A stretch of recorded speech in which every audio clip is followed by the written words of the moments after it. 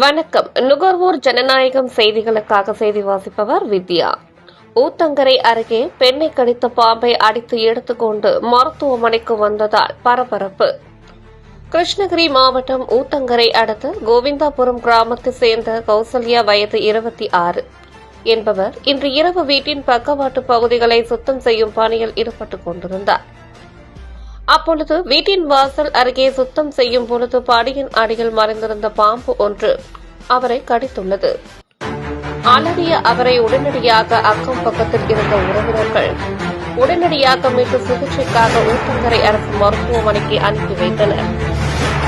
மருத்துவமனை வரும்போதே அவரை கடித்த பாம்பை அடித்து பையில் எடுத்துக்கொண்டு சிகிச்சைக்காக மருத்துவமனைக்கு வந்த சம்பவம் மருத்துவமனை பகுதியில் பெரும் பரபரப்பை ஏற்படுத்தியது.